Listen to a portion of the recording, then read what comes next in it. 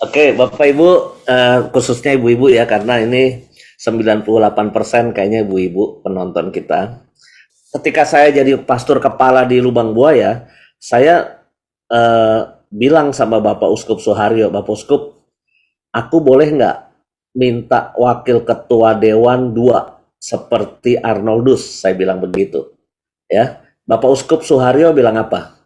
Loh, paroki Lubang Buaya kan nggak besar, Romo. Umatnya cuma 5 ribuan, kata Bapak Uskup. Iya betul, Bapak Uskup. Arnoldus kan 24 ribu lebih waktu itu. Eh, Kenapa, Romo? Kenapa minta wakil ketua Dewan 2? Terus saya kasih alasan begini. Bapak Uskup, saya pengen wakil ketua Dewan 2 yang satu lelaki, yang kedua perempuan, saya bilang. Supaya apa? Supaya anak-anak putri, anak-anak misdinar, anak-anak sekolah Katolik yang putri-putri itu ngelihat juga di gereja, ternyata perempuan bisa menjadi pemimpin, bisa mendapat posisi sebagai pemimpin. Bukan cuma seksi konsumsi, bukan cuma sekretaris yang nyatet-nyatet, atau mungkin biasanya bendahara yang agak rajin, telaten ngurus ini dan itu ya. Biasanya stereotip perempuan di dalam gereja itu kan tugasnya begitu. Tapi saya bilang saya pengen wakil ketua dewan saya adalah perempuan. Saya bilang gitu.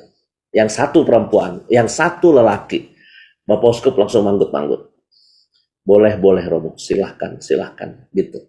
Jadi itu pengalaman eh, saya ketika menjadi pastor kepala di paroki, karena saya melihat ya, bagaimanapun leadership kaum perempuan itu memberi warna berbeda daripada leadership kaum lelaki. Ya, lelaki mungkin lebih straightforward, lebih belak-belakan, lebih lugas, lebih tegas, atau mungkin pertimbangan-pertimbangannya hanya berdasarkan rasionalitas, pertimbangan logika-logika tertentu. Tapi mungkin perempuan ketika harus memutuskan sesuatu, itu dia akan berpikir dengan hatinya, ya, berpikir dengan perasaannya. Dan saya kira itu bagus, saling menyeimbangkan. Nah, kenapa saya begitu? Karena gereja punya dosa di masa yang lalu, ya. Coba ibu-ibu, bapak-bapak cek. Yang melakukan dosa, dosa pertama di kitab Kejadian, itu kan bersama melakukannya, yaitu Adam dan Hawa, ya. Adam dan Hawa itu berdosa bersama-sama. Tetapi berkesan dalam kitab suci, Adam menyalahkan siapa ketika dia diomeli nama Tuhan? Kamu makan apa? Adam bilang apa? Perempuan itu yang memberikannya kepadaku. Ya. Jadi kalau ada dosa, kalau ada kesalahan, itu selalu dianggap aibnya, kesalahannya itu ada di perempuan. Coba kalau ada Romo keluar, misalnya nikah, ya, mungkin Anda tahulah Romo A, B, C keluar menikah. Yang biasanya diomongin oleh ibu-ibu apa? Emang dasar ceweknya kegatelan gitu kan ya? Kan gitu kan, yang disalahin adalah perempuannya. Padahal ketika mereka jatuh cinta, mereka kesetrum, ya kesetrum dua-duanya lah ya. Jadi jangan nyalahin perempuan juga. Jadi nggak usah heran sekarang ini ada istilahnya itu hawa nafsu. Nggak ada istilah Adam nafsu, nggak ada loh. Ya. Padahal yang lebih nafsu siapa? Menurut saya Adam lebih nafsu. Ya. Kenapa istilahnya lalu hawa nafsu? Hawa kan perempuan, kaum perempuan. Ya. Jadi menurut saya ini salah satu bentuk dari dalam kitab suci pun ya, ini ada budaya lelaki sentris selalu merendahkan perempuan. Oke, itu perjanjian lama. Perjanjian baru gampang. Perjanjian baru bisa dicari lah. Rasul-rasul itu Yesus memilihnya lelaki semua. Kenapa? Nggak elok memilih perempuan menjadi rasul ya. Maka lelaki semua. Terus ketika ada peristiwa Yesus memberi makan 5.000 orang, 5 roti 2 ikan. Apa yang dicatat di kitab suci, yang ikut makan saat itu adalah 5.000 laki-laki, tidak termasuk perempuan, dan anak-anak. Mengapa tidak ada angka jumlah perempuan? Karena, minta maaf ibu-ibu, jumlah perempuan tidak penting untuk dihitung. Ya, jumlah perempuan pada zaman itu nggak penting untuk dihitung. Jadi kalau sekarang nih ada 279 orang di sini nih, maka notulennya tercatat begini kalau zaman dulu. Yang ikut seminar Romo Yus adalah 3 orang lelaki, tidak termasuk perempuan dan anak-anak. Anda itu nggak dihitung perempuan itu oleh kitab suci, karena yang dihitung cuma 5.000 laki-laki. Lihat kitab suci, budayanya lelaki sentris. Saya bisa kasih bukti satu lagi. Perikop tentang orang-orang Farisi dan ahli Taurat pengen nimpukin batu perempuan yang tertangkap berbuat zina. Ya, itu kalau Anda baca dalam kitab suci, itu adalah perempuan yang tertangkap basah sedang berbuat zina. Artinya apa? Tertangkap basah berarti kan lagi basah kan? Lagi basah tuh. Artinya apa? Dua-duanya ketangkep. Dua-duanya ketangkep. Iya dong, kalau misalnya lelakinya nggak ada, berarti dia nggak ketangkep berbuat zina. Kalau lagi berbuat zina ketangkep, itu kan berarti lelaki dan perempuannya kepergok dan ketangkep. Tetapi pertanyaan saya, kenapa yang diseret adalah perempuan? Yang dilempari batu, yang mau dilempari batu, ditaruh di depan kaki Yesus, itu adalah perempuan. Karena pada zaman itu sekali lagi, selalu yang dianggap berbuat salah adalah perempuan. Jadi minta maaf ibu-ibu ya, bahwa sejarah kitab suci pun ya memang lelaki sentris. Puji Tuhan sekarang Arab Saudi itu bertobat tuh, Arab Saudi. Ya, Arab Saudi perempuannya boleh nyetir mobil sekarang. Perempuannya boleh pakai kacamata hitam. Ya, bahkan perempuannya boleh pakai bikini di pantai. Ya, maka bagi saya sih ini kita harus mengakui bahwa peran kaum perempuan itu sekarang ini sangat luar biasa. Jadi bagi saya di dalam negara kita, di gereja kita, ini kita harus mengakui peran ibu-ibu. Maka dengan segala hormat kepada kaum bapak ya, mari kita muliakan para ibu. Ya, bukannya saya cari muka nih mentang-mentang audiens saya wanita Katolik ya, bukan. Karena memang begitu faktanya ya. Tapi kadangkala dunia ini ya suka nggak adil sama bapak-bapak juga sih ya. Jadi kenapa nggak adil sama bapak-bapak ya? Coba, lagu-lagu pujian untuk ibu-ibu ya, itu jauh lebih banyak dibandingkan lagu pujian buat bapak-bapak ya. Kasihan bapak-bapak. Bapak-bapak udah berjuang keras, banting tulang, cari nafkah. Tapi lagu-lagu pujian lebih banyak buat mama ya. Il Divo misalnya. Il Divo kan menyanyikan lagu Mama thank you for who I am. Itu Il Divo. Nikita zaman dulu ya, kalau anak lagi stres, anak lagi punya problem, lagunya apa? Di doa ibuku, namaku disebut. Ya kan? Nggak ada lagu di doa bapakku, namaku disebut. Kenapa coba? Karena bapak-bapak menurut saya jarang doa. Ya, yang lebih rajin doa ibu-ibu. Maka Nikita nyanyinya di doa ibuku namaku disebut ya. Anak kangen sekolah di luar negeri, nyanyi lagunya apa kalau kangen sama orang tua di Jakarta, di Indonesia? Mother, how are you today?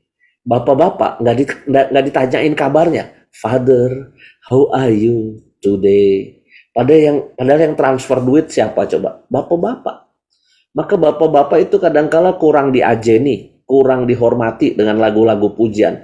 Paling lagu pujian bapak-bapak itu biasanya temanya kalau bapak-bapak udah pada peot, udah pada tak berdaya, udah pada kurus, bahumu yang dulu kekar, hitam terbakar matahari, kini kurus dan terbungkuk. Nah, bapak-bapak biasanya lagunya kalau udah pada mau mati itu bapak-bapak baru pada muncul tuh lagunya tuh.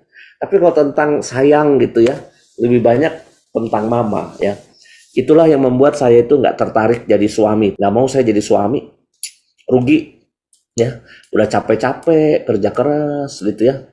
Itu nggak dikasih lagu banyak seperti ibu-ibu ya. Jadi ya berbahagialah jomblo-jomblo gembira seperti saya ini ya, yang ya tugasnya begini aja lah. Tapi menurut saya suatu hari nih dalam gereja ini eh, apa ya, bukan tebakan tapi ini profesi itu nubuat saya. Suatu hari nanti akan ada imam perempuan. Ini feeling aku. Suatu hari nanti di Katolik. Imam sekarang kan Romo Katolik, bapak-bapak ya. Tapi bukan tidak mungkin suatu hari nanti akan ada imam perempuan di kalangan di gereja Katolik. Mungkin kita berkata, wah mana mungkin Romoyus, mungkin. Cuma waktunya kapan saya nggak tahu ya. Kita tunggu aja nanti tanggal mainnya, mungkin akan terjadi, mungkin nggak. Mungkin setelah kita mati bisa jadi ya, setelah kita mati baru ada imam perempuan. Kenapa? Dulu itu nggak ada cerita loh. Prodiakones perempuan ibu-ibu itu nggak ada cerita loh dulu itu, open minded ya, karena beberapa paroki itu ada yang nggak boleh, Jadi saya cuma ingin mengatakan ini belum slide saya loh, saya itu udah menyiapkan paper sebetulnya 35 slide, tapi ini belum pakai slide aja saya udah ngomong berapa menit ya. Oke, poin pertama, ibu-ibu, leadership Anda, pelayanan Anda itu sangat penting di dalam gereja ya. Ini ada bapak-bapak, ada ibu yang mengatakan, kan ada suster-suster Romo ya, barusan tuh ada yang ngetik, kan ada suster-suster Romo, betul ada suster-suster, tetapi suster bisa menjadi leader di beberapa lembaga seperti panti asuhan, rumah sakit ya, ataupun lembaga pendidikan tertentu itu bisa ya, sekolah-sekolah bisa.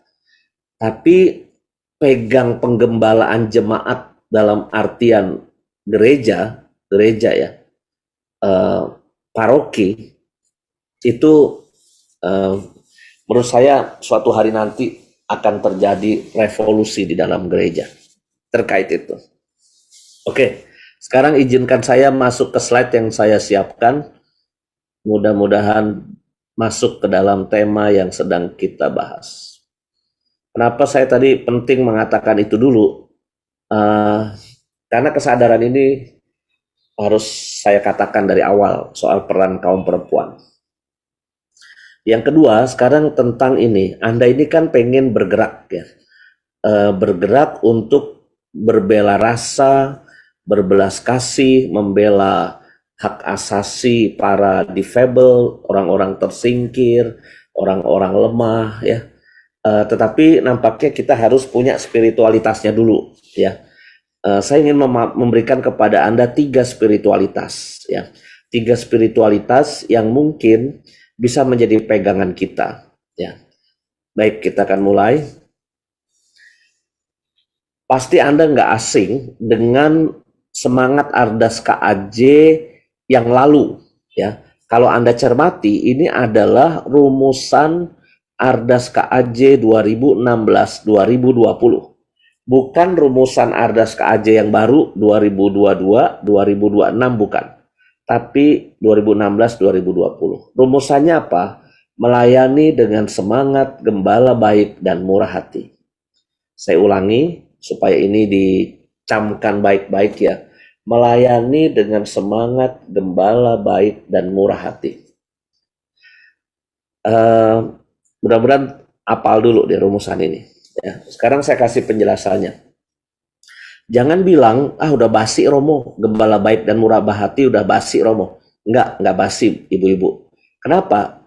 Tongkat penggembalaan Bapak Uskup kita, ya, Bapak Uskup Ignatius Kardinal Suharyo, itu gambarnya dan tulisannya masih gembala baik dan murah hati. Dan itu akan dijadikan dasar dari semua pelayanan kita, baik pelayanan Bapak Uskup, pelayanan para imam, para religius, maupun juga Anda, umat beriman, ya. Dalam pelayanan kita basisnya, basis spiritualitasnya itu adalah melayani dengan semangat gembala yang baik dan murah hati. Kenapa ini harus diingatkan terus? Karena ini gampang diomongin, susah dilaksanakan. Kadangkala kita nggak sadar, kita itu tidak menjadi orang yang murah hati. Kadangkala kita tidak sadar, kita tidak bisa menjadi pelayan yang bisa menggembalai umat dengan baik. Ya. Kecenderungan kita adalah posisi di gereja, jabatan di gereja, itu juga menjadi posisi siapa yang lebih tinggi daripada siapa. Ya. Jadi bukannya soal melayaninya, lalu kita menjadi gembala yang baik, tapi kita ini menjadikan gereja sebagai kesempatan juga, sebagai ajang, aku sekarang ini menjabat loh, aku punya posisi di gereja. Jadi kebanggaan atas jabatan. Ya. Aku Romo loh, wah inilah presiden direktur Samadi gitu kan, presiden direktur apanya gitu kan, itu kan saya aja malu pakai kata presiden direktur, orang gaji saya 1,5 juta, masa namanya presiden direktur gitu ya. Bahaya, hati-hati bahwa dalam gereja kita yang harusnya itu melayani dengan rendah hati ya, dengan murah hati, kita malah berfokus pada jabatan, bukan berfokus pada fungsi pelayanannya, tapi berfokus pada jabatan yang kita punya dan kita tidak bergerak untuk menolong ya. Malah jangan-jangan dengan jabatan yang kita punya, kita menghalang-halangi orang untuk mendapatkan rahmat. Ini persis, ini Yesus mengkritik habis-habisan orang Farisi dan ahli Taurat. Ya, mereka malah menggunakan jabatannya sebagai orang terkemuka, ya, untuk memberi beban pada orang.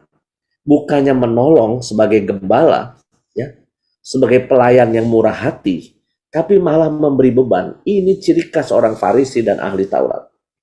Bapak Ibu, aku bisa kasih contoh, ya. Aku bisa kasih contoh.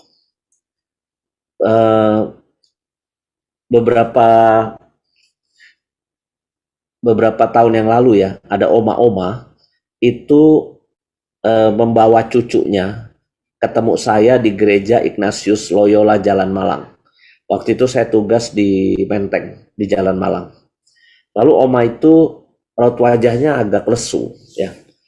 Terus oma itu salaman sama saya setelah misa, terus dia tanya, Romo, boleh nggak saya membaptiskan cucu saya di sini? Oh, jadi ternyata dia membawa cucunya, masih di bawah 5 tahun, ya. Oh, boleh oma, saya bilang gitu. Tapi oma dari paroki mana ya? Kok aku jarang lihat oma di sini? Aku bilang begitu. Dia bilang apa? Saya dari paroki Tanjung Priok, Romo. Oh, paroki Tanjung Priok. Kenapa nggak dibaptis di Tanjung Priok? Saya tanya gitu kan. Terus dia cerita dengan sedih. Nggak boleh, Romo. Kenapa nggak boleh dibaptis di Tanjung Priok? Kan ini saya makin curiga nih, ada apa? Karena sekretariat paroki minta dilampirkan surat perkawinan, ya, testimonium matrimoni, surat perkawinan dari orang tua si bayi. Yang betul di syarat penerimaan calon baptis itu ada poin nomor 2 atau nomor 3, melampirkan surat perkawinan orang tua. Itu ada. Ini nggak bisa kasih si oma. Maka lalu ditolak oleh sekretariat, nggak bisa dibaptis karena tidak ada surat perkawinan orang tua. Terus saya tanya lagi, emang kenapa nggak ada surat perkawinan orang tua? Nah, inilah kisahnya. Jadi, Oma ini punya anak cewek, ya. Anak ceweknya ini profesinya adalah pekerja seks komersial di dulu ada Keramat Tunggak ya ibu-ibu ya, di Tanjung Priok itu tempat lokalisasi eh, prostitusi itu ada Keramat Tunggak. Jadi anak ceweknya dulu itu adalah pekerja seks komersial di sana. Suatu ketika hamil anak ceweknya itu, tapi kan nggak tahu siapa yang menghamili. Orang berhubungan seksnya juga dengan banyak orang toh, hampir tiap malam berhubungan seks dengan 2 orang atau 3 orang lelaki misalnya, dia nggak tahu siapa yang menghamili gitu loh. Walaupun sudah pakai alat kontrasepsi, tapi ya kejadian juga, lalu akhirnya dia hamil. Pengen diaborsi oleh si cewek itu. Tapi mamanya ini, oma ini bilang nggak boleh, you harus melahirkan, ya. Nanti anaknya setelah lahir kasih ke mama, kata si oma. Lalu benar dilahirkan, lalu jadilah anak umur 5 tahun yang dibawa ke gereja Jalan Malang ketemu saya. Ya jelaslah, oma itu pasti nggak bisa melampirkan surat perkawinan orang tua. Wong bapaknya yang mana aja nggak tahu, ya kan? Nama bapaknya aja nggak bisa disebutkan. Mungkin kalau mau dikasih nama tuh bapak ya, bikinin aja surat kawin gitu ya. Nama bapaknya Bram. Bram. Artinya beramai-ramai gitu ya. Karena nggak tahu ini anaknya siapa nih, beramai-ramai Bram gitu kan. Nah lalu nggak bisa ada surat perkawinan toh. Dilarang pembaptisan di paroki Tanjung Priok. Lalu saya berkata, minggu besok oma ikut rekoleksi, 2 minggu kemudian anak cucunya oma ini saya baptis. Oh bisa ya Romo? Bisa, saya bilang. Kenapa? Dalam kitab hukum kanonik ada ayatnya, ada pasalnya, bahwa anak tidak terkena status hukum dari orang tua. Sekali lagi, anak tidak terkena status hukum dari orang tua. Mau anak pelacur, mau papanya hilang, mau orang tuanya bercerai, pokoknya anak tidak terkena status hukum orang tuanya, tetap boleh dibaptis. Itu jelas sekali. Saya tidak melanggar peraturan. Yang terlalu kaku mungkin karena nggak tahu ya. Yang karena nggak tahu itu adalah sekretariat gereja. Ya, makin yang saya bilang, mungkin kita tuh jangan-jangan ya dalam praktek pelayanan kita itu kita menekankan pada aturan-aturan, tapi kita lupa berbuat kasih. Kita kurang murah hati. Makanya kenapa saya harus menampilkan dulu spiritualitas gembala yang baik dan murah hati. Oke, itu tentang sekretariat gereja. Ini ada lagi tentang ketua lingkungan. Ketua lingkungan. Ada seorang ibu digebukin sama suaminya, KDRT. Berkali-kali digebukin. Mungkin 8-9 kali digebukin. Digebukin, dilaporin ke polisi. Lalu minta maaf. Dicabut laporannya. Ya. Lalu habis itu digebukin lagi, dilaporin ke polisi lagi, minta maaf, dicabut lagi laporannya, sampai 7-8 kali. Akhirnya bapaknya marah. Bapaknya si ibu ini marah, daripada anaknya mati digebukin sama suaminya, lalu ditarik pulang, lalu mereka ngurus perceraian sipil. Terjadi perceraian sipil, ya. Nah lalu apa yang terjadi?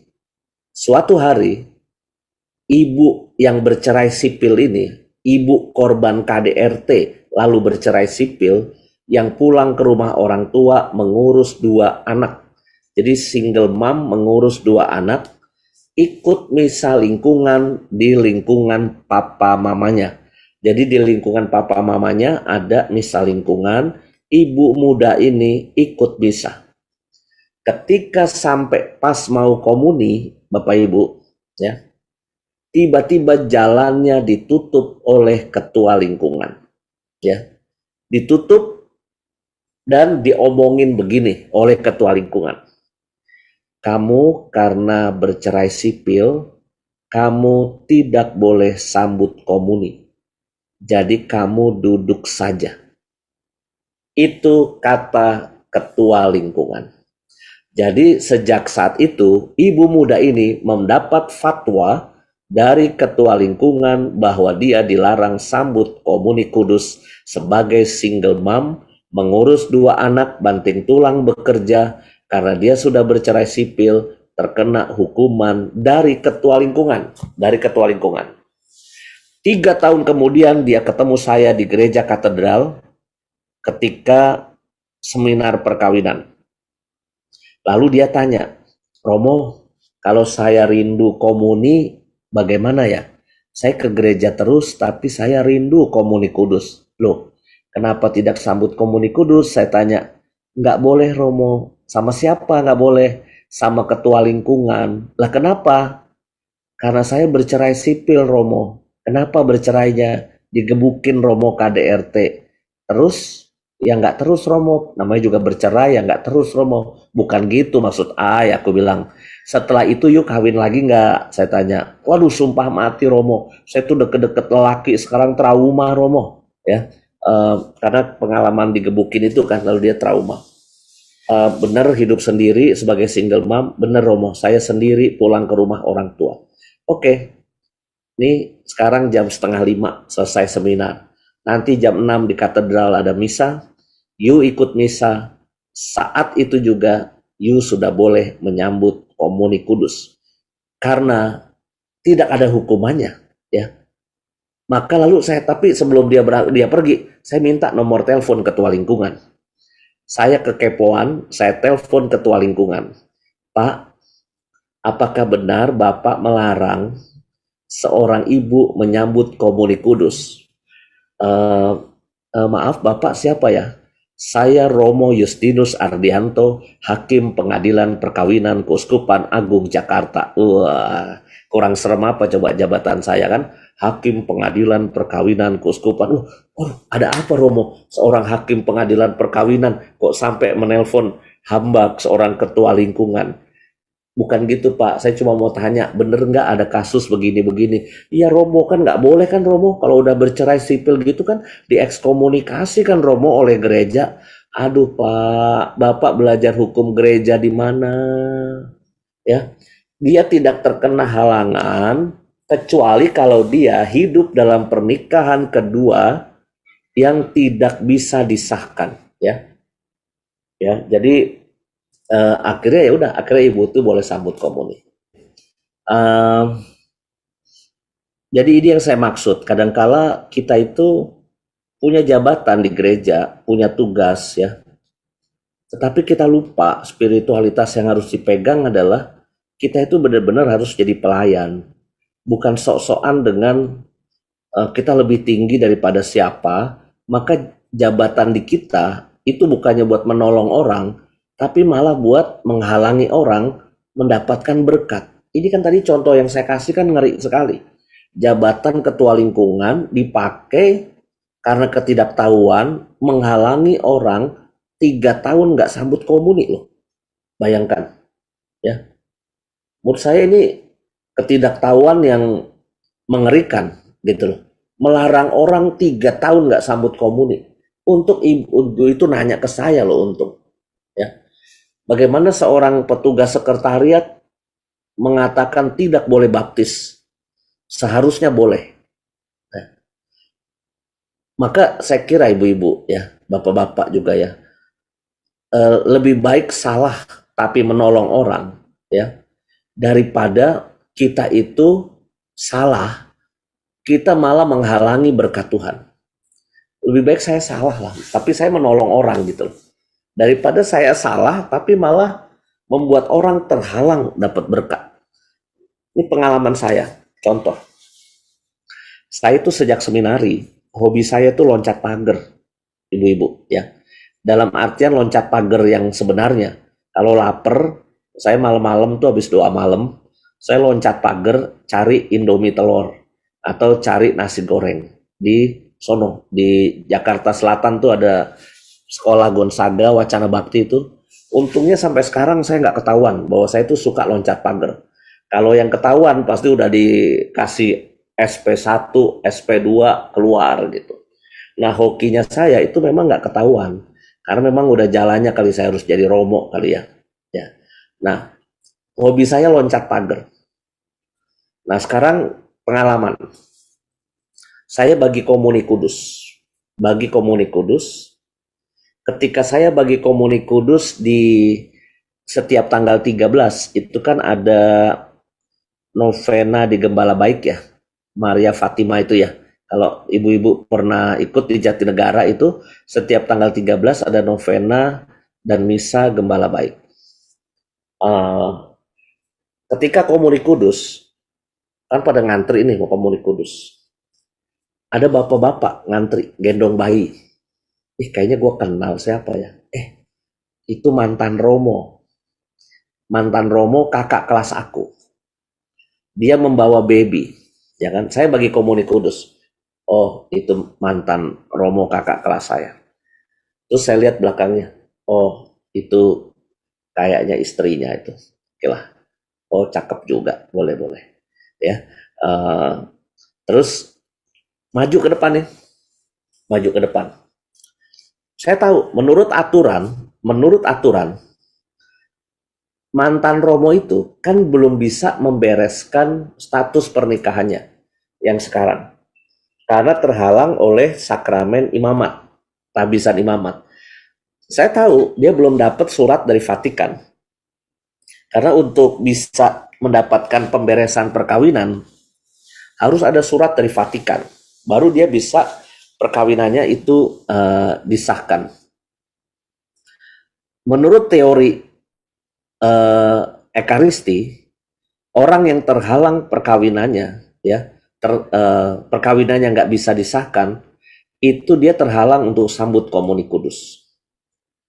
Tapi tanda-tandanya, ini ex-Romo ini mau minta komuni. Wah, ini dia kalau minta komuni gimana ya? Kalau dia cuma majuin jidatnya doang begini nih Bapak Ibu ya. Itu beres. Jadi saya berkatin jidatnya. Ya kan beres ya kan. Itu nggak ada masalah buat saya. Tapi kalau dia minta pakai tangan begini, dia minta Komuni Kudus. Kira-kira saya kasih nggak? Kalau menurut hukum, ya, menurut hukum dia terhalang perkawinannya. Perkawinannya belum bisa disahkan. Maka lalu terhalang untuk sambut komuni. Tapi saya ingat pelajaran waktu saya di Jogja. Saya kuliah teologi Ekaristi, yang ngajar itu Romo Marto Sujito. Romo Marto Sujito tuh ngomong begini yang saya ingat. Komuni Kudus dengan sendirinya kehilangan sakramentalitasnya ketika diterima oleh orang yang tidak pantas menerima, yang tidak berhak menerima, ya. Jadi saya ulangi, Komuni Kudus akan kehilangan sakramentalitasnya secara otomatis, ya, ketika diterima oleh orang yang tidak berhak menerimanya. Kalimatnya begitu, ya. Lalu saya berpikir kan, ini saya kasih apa enggak? Dia minta loh benar. Dia minta gini. Bapak Ibu, kan saya udah cerita, saya orang yang suka loncat pagar. Ya. Saya kasih. Dengan kalimat di dalam hati saya. Tuhan, saya nggak tahu dia pantas atau tidak menerima Komuni Kudus. Kalau dia tidak pantas dan tidak berhak menerima Komuni Kudus, maka dengan sendirinya sakramentalitas itu hilang. Tapi jangan-jangan dia pantas Tuhan. Ya. Jadi saya berkata begitu, saya kasih. Tahun 2010 Paus Fransiskus itu mengatakan apa?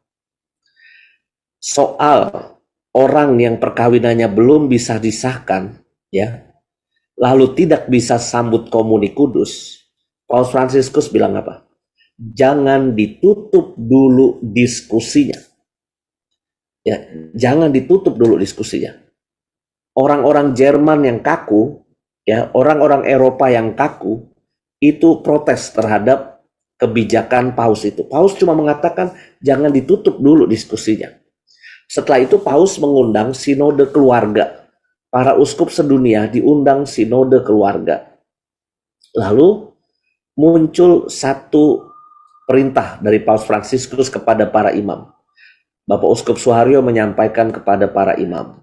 Para imam diminta melakukan pelayanan komuni kudus kepada umat yang mengalami tragedi-tragedi, ya, tanpa membuat batu sandungan buat yang lain. Jadi cuma diingatkan, ya, jangan sampai membuat batu sandungan bagi yang lain. Bapak Ibu, mungkin kita akan berkata, kok dia sambut komuni kudus sih? Itu mirip kayak, ya, mirip ini dengan, minta maaf nih ya, kalau Anda sampai berpikir, wah Romo Yus nih melanggar peraturan nih, wah Romo Yus nih nggak sesuai dengan kitab hukum kanonik nih dan sebagainya. Bapak Ibu, saya ketemu pendasarannya dari perintah Paus Fransiskus dan Uskup Suharyo yang menyampaikan itu di pertemuan para imam.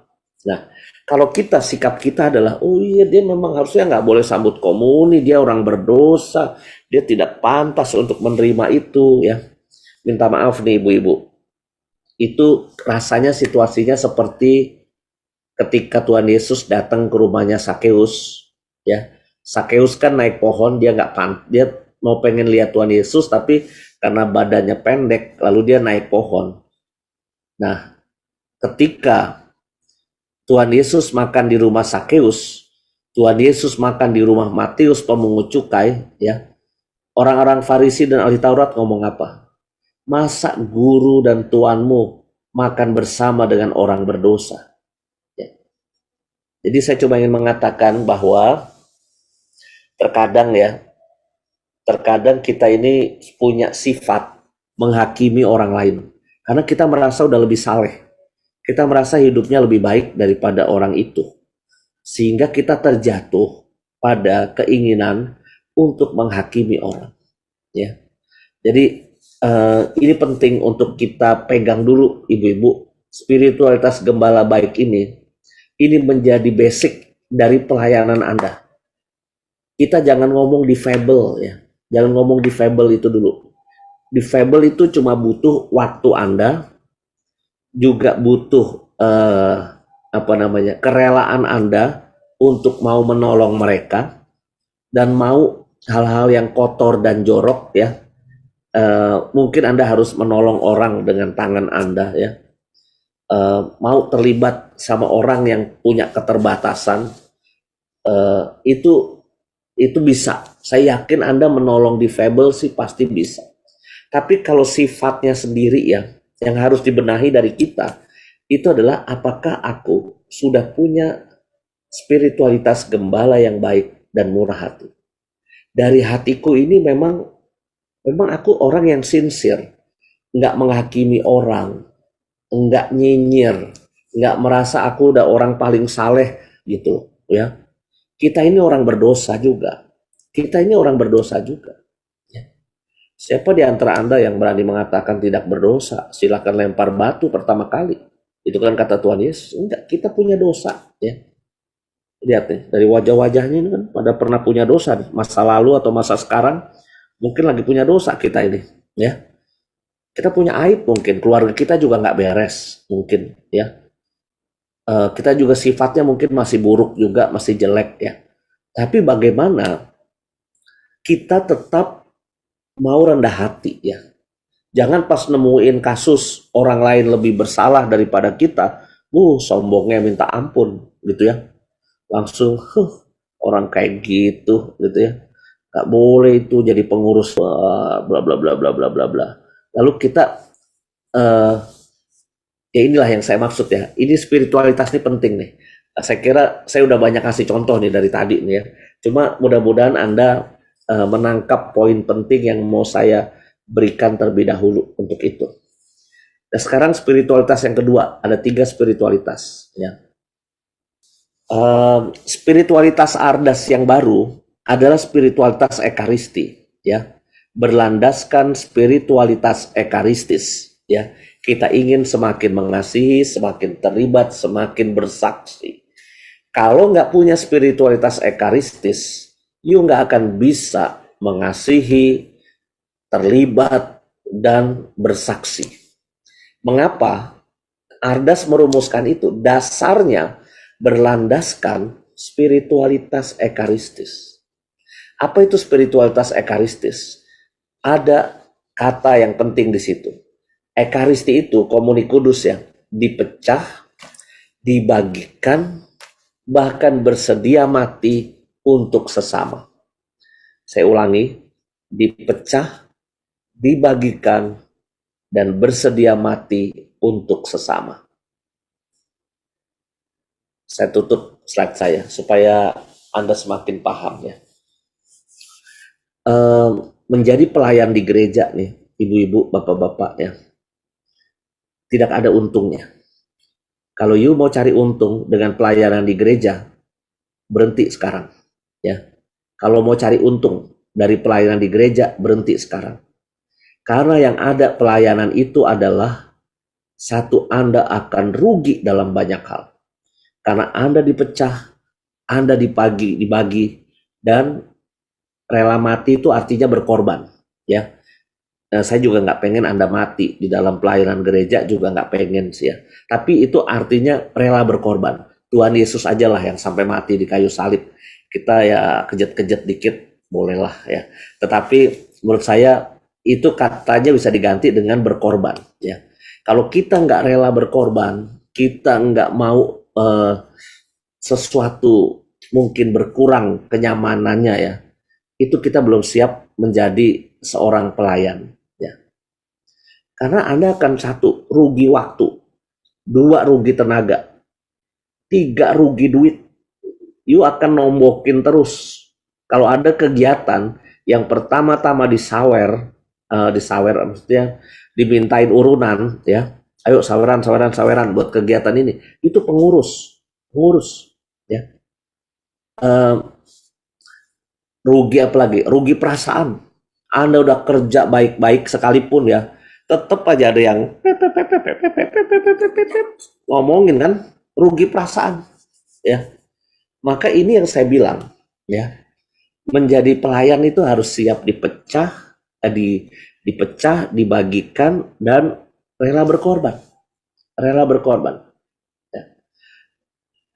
Ibu saya itu dulu pada masa jayanya itu adalah ketua wanita Katolik RI cabang Paroki Santa Maria Tangerang, merangkap ketua seksi liturgi Paroki Santa Maria Tangerang, merangkap ketua prodiakon Paroki Santa Maria Tangerang, katekis juga. Satu lagi, wakil ketua ibu-ibu PKK di Kelurahan Pasar Kemis. Itu ibu saya tuh. Ibu saya tuh agak kepo-kepo dikit.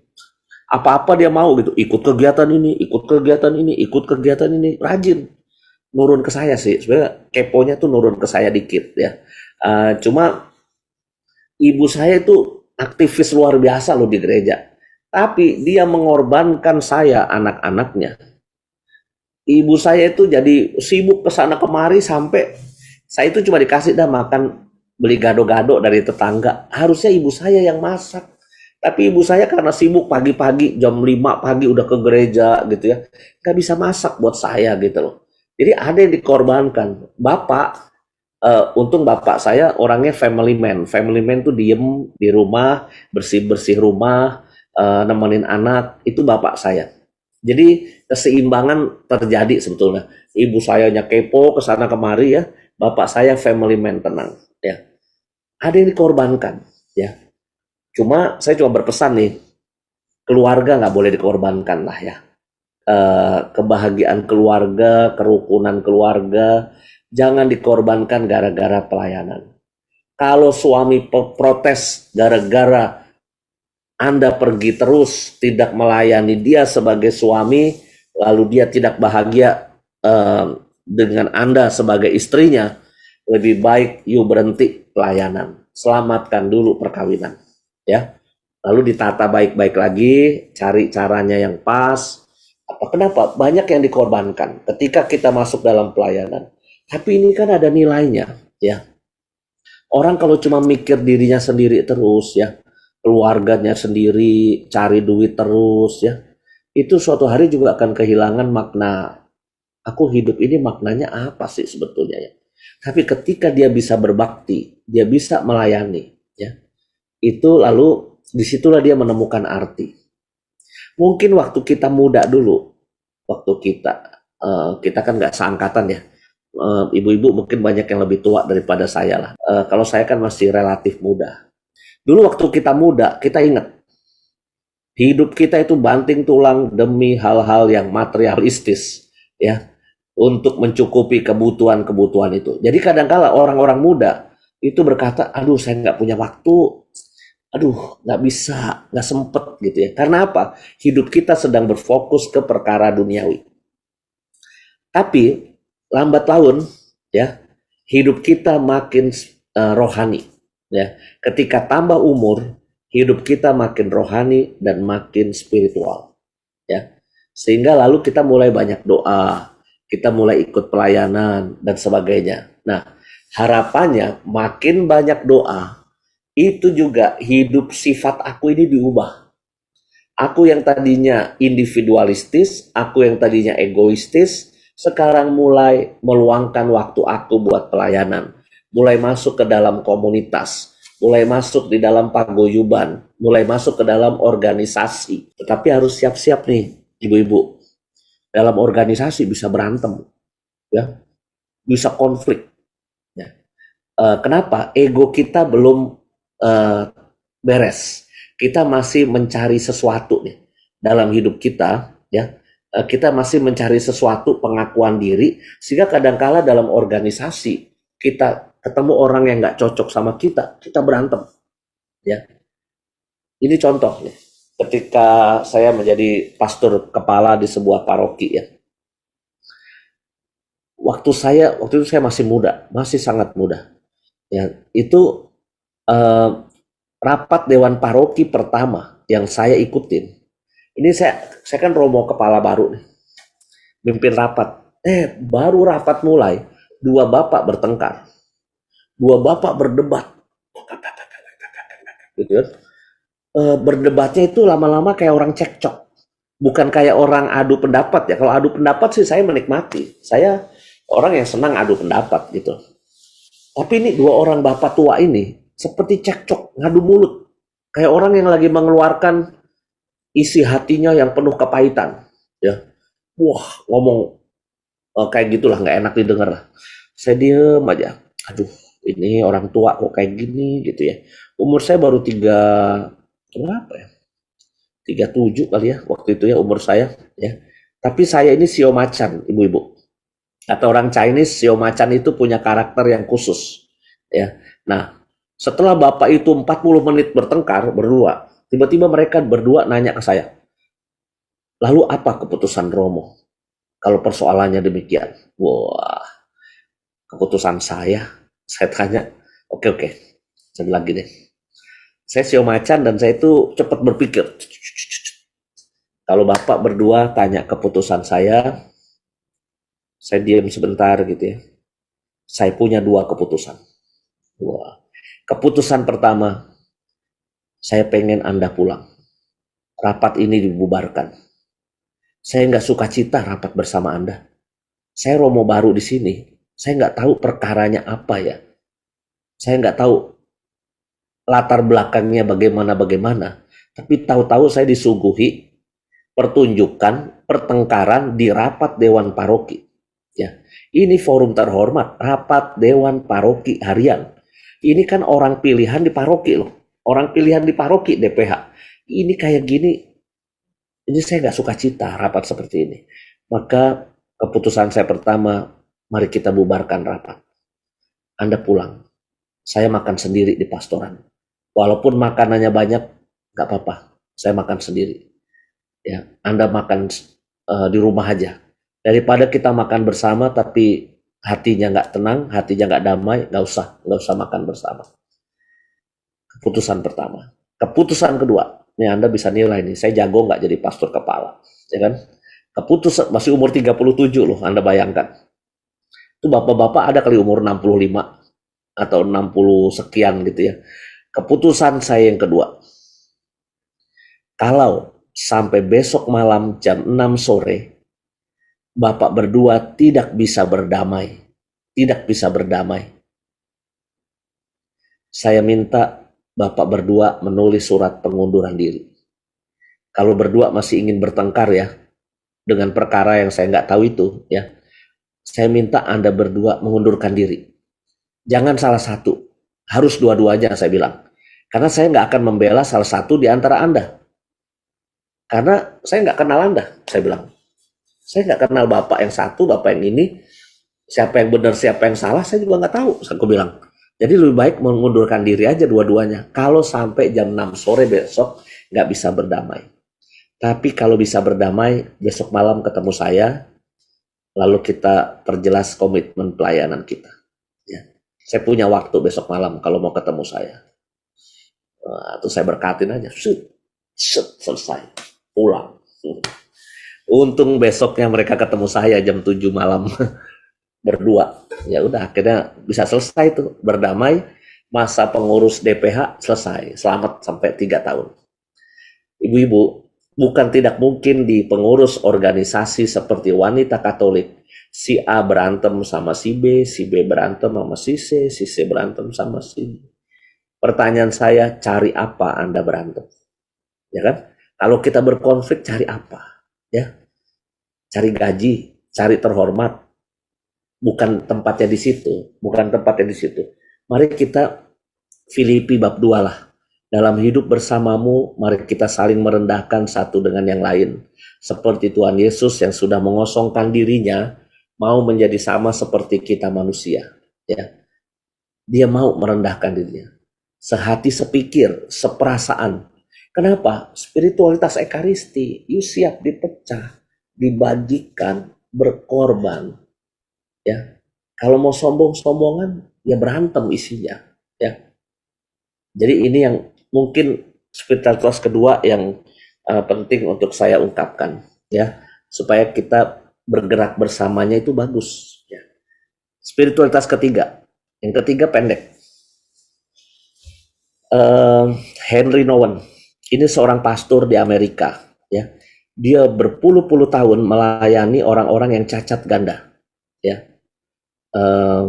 Kalau Anda ikutin acara di Samadhi jam 9 malam, tapi selama masa Prapaskah, Frater-Frater punya program bacaan rohani Katolik, ya. Jadi membacakan bukunya Romo Henry Nouwen, ya. Itu buku-bukunya bagus. Tetapi spiritualitas yang dia selalu tekankan itu adalah spiritualitas ini. Yang terluka, yang menyembuhkan. Yang terluka, yang menyembuhkan. Bisa diingat ya, atau bisa difoto juga, yang terluka, yang menyembuhkan. Maksud saya apa? Kita kan harus ngaku jujur juga, bahwa kita dalam hidup ini nggak selamanya hidup kita baik. Nggak selamanya kita tenang, nggak selamanya hidup kita beres, nggak selamanya hidup kita itu dalam keadaan yang benar-benar kita damai gitu ya. Kadangkala kita ini juga sedang bergulat dengan suatu persoalan, entah relasi dengan suami, dengan anak, ya, dengan saudara, dengan mertua, ya. Itu kadangkala kita sedang bergulat juga dengan kekacauan relasi seperti itu. Bisa terjadi loh, ya. Ibu saya suatu ketika nangis. Kenapa? Kakak saya yang kedua itu digebukin sama suaminya. Terus akhirnya pulang ke rumah keluarga, ke rumah bapak ibu saya. Lalu akhirnya mereka bercerai sipil, ya. Kakak kedua saya, kakak cewek, ya. Nah, terus ibu saya yang nangis di depan kita. Mau ditaruh di mana muka aku? Aku ketua WK. Aku ketua seksi liturgi. Aku ketua PKK. Ibu wakil ketua PKK Kelurahan Pasar Kemis. Tapi ternyata anakku digebukin, dan anakku bercerai.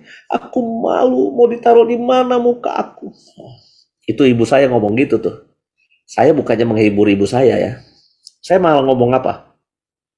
Ibu sih kebanyakan kegiatan jadi terkenal. Coba ibu biasa aja, jadi umat biasa. Ya, orang juga nggak perhatian sama keluarga kita gitu. Saya bilang begitu. Saya udah waktu itu saya masih SMA. Saya masih SMA, jadi saya cuma celkopan aja gitu. Ibu sih terlalu kepo, banyak kegiatan gitu dan sebagainya. Nah, bagi saya ini poinnya. Kadang-kadang ketika kita sudah masuk dalam tugas pelayanan, ada ketidaksempurnaan terjadi dalam kehidupan kita. Mungkin ekonomi kita bangkrut. Mungkin Anda sedang punya persoalan apa gitu ya. Mungkin anak kita kena narkoba. Mungkin anaknya hamil di luar nikah. Wah, nggak tahu lah. Pokoknya persoalan-persoalan tuh ada aja.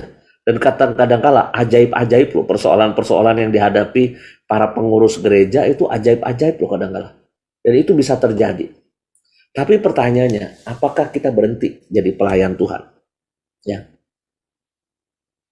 Romo Henry Nouwen mengatakan yang terluka yang menyembuhkan. Kita punya luka, sambil membalut luka kita bisa menyembuhkan orang lain. Ya, pelan-pelan. Ya, jangan lalu hilang. Banyak orang yang karena malu ya hilang dari pelayanan. Menurut saya ini yang harus kita sadari betul ya. Menjadi yang terluka yang menyembuhkan. Saya kadang-kala ngelihat perawat-perawat ya di rumah sakit ya. Mereka ketika pakai baju seragam ya, aduh, mereka tuh seperti malaikat loh. Karena kita kan lagi sakit nih, kita lagi demam, kita lagi apa gitu. Aduh, kedatangan perawat tuh ya, itu rasanya aduh, tenang, langsung pasti beres gitu ya. Dipegangin, diperiksa, dikasih obat dan sebagainya. Tapi tahukah kita ketika mereka ganti di ruang itunya, di ruang ganti baju perawat ya, mereka pakai baju biasa. Mereka nyegat angkot di depan Karoles, pulang ke Bekasi. Nyegat angkot pulang ke Kampung Sawah. Nyegat angkot pulang ke daerah Tangerang kadangkala ya. Itu bisa terjadi begitu. Mereka pulang bergulat juga dengan persoalannya. Sama kayak kita ya. Kita harus jadi pelayan, melayani orang, tapi mungkin kita sedang bergulat juga dengan persoalan kita. Pesan saya cuma satu, jangan mengundurkan diri, jangan malu, ya, ya dengan tetap rendah hati. Ya, aku ingin menjadi yang terluka yang menyembuhkan. Ya, ini butuh iman yang kuat sih, memang ya, ketika menghadapi ini. Sekarang soal pelayanan kepada yang difabel, kepada yang tersisih, kepada yang membutuhkan. Dasarnya tadi kan 3 spiritualitas tadi mudah-mudahan jelas ya ibu-ibu ya. Yang pertama itu spiritualitas melayani dengan semangat gembala baik dan murah hati. Yang kedua itu adalah spiritualitas ekaristis yang siap dipecah, dibagi dan rela berkorban. Dan yang ketiga itu adalah spiritualitas yang terluka yang menyembuhkan ya. Kita mau menghormati martabat siapa ya, sosok siapa, figur kelompok masyarakat kayak apa yang mau kita hormati martabatnya. Ibu-ibu, itu pertanyaan dasar. Siapakah yang pengen kita hormati martabatnya? Maka cara jawabnya adalah begini. Siapa sih orang yang sering tidak dihormati? Siapa sih manusia yang seringkali kita jauhi? Siapa sih sosok manusia yang kita itu nggak mau deket-deket sama dia? Ya, kita menghindar.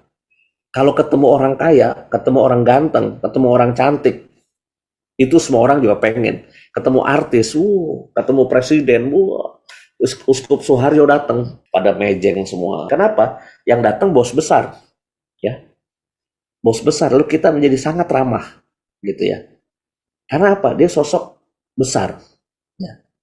Pertanyaannya kepada sosok kecil, sosok yang tersingkir, sosok yang tidak diperhitungkan ini, apakah kita juga bisa sebaik itu jadi orang?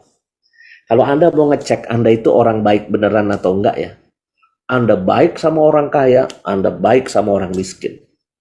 Anda baik sama orang yang cantik, ganteng, tapi Anda baik juga sama orang yang mukanya abstrak, nggak karuan gitu loh. Ya, Anda baik sama orang yang nenteng tas Hermes, Louis Vuitton, tapi Anda juga baik sama tukang jamu, sama tukang sampah, ya, yang melayani kebersihan rumah Anda. Baiknya beneran, jangan baik dibuat-buat. Kan ada orang yang manis di bibir, aduh Romoyus ganteng sekali, gitu dalam hati saya prep gitu. Kenapa? Baiknya nggak tulus.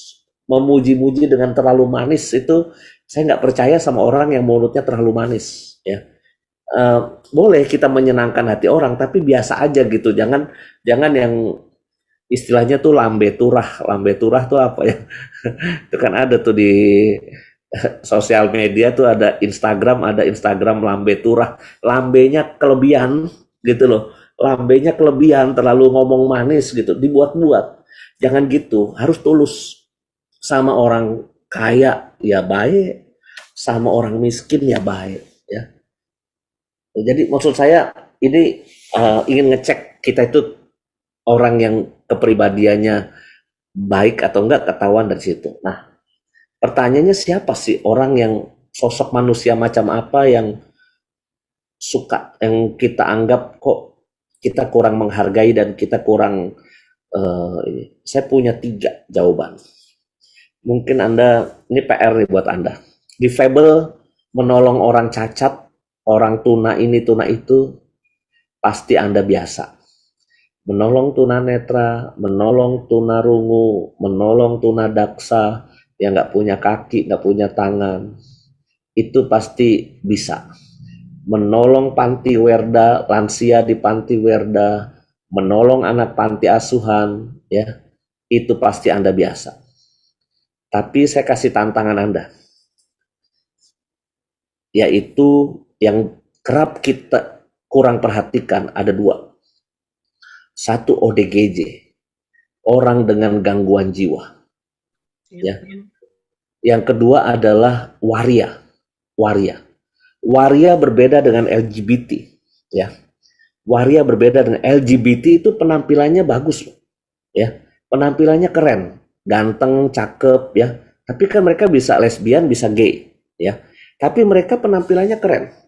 Oke lah, sedikit melambai dikit, ya. Tetapi mereka nggak begitu penampilannya keren, beda sama waria. Warianya dari wajah, pakaian, ya, itu aja sudah membuat kita langsung minggir, membuat kita langsung menjauh, ya. Apakah kalau ada waria gitu, Anda mendekat gitu ya? Kayaknya kita menjauhkan. Ada orang gila, Anda mendekat nggak ke orang gila? Menjauh kan? Kita menjauh, menyingkir jauh-jauh dari dia. Padahal dia manusia juga. Nah, ini nih tantangan nih. Kalau menolong orang yang kita nolongnya itu enak ya, itu biasa. ODGJ. Saya datang ke Cisauk, ya. 32 ODGJ lelaki. Kamar tidurnya 1 kayak ikan teri, tumpuk-tumpuk. Kamar mandinya 1 untuk 32 orang.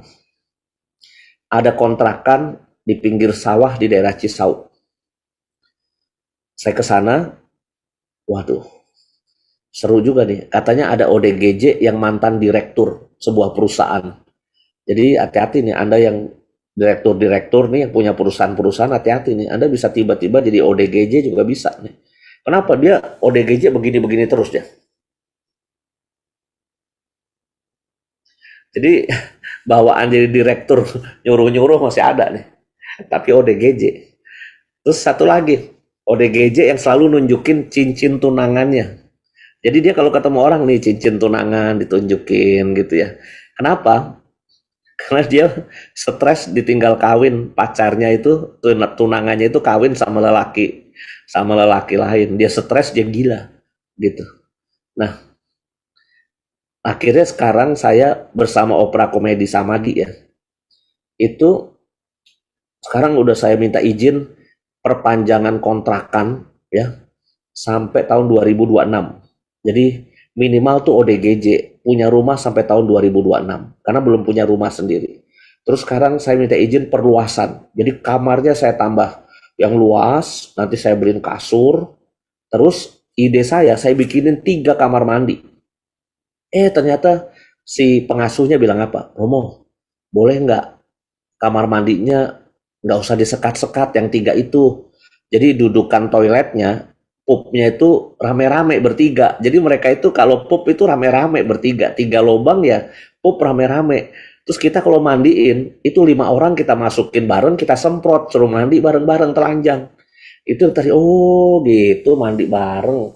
Ternyata konsep kita berbeda. Konsep kita adalah kamar mandi satu, satu, satu, satu gitu kan. Konsep dia, nya bareng-bareng, mandinya bareng-bareng.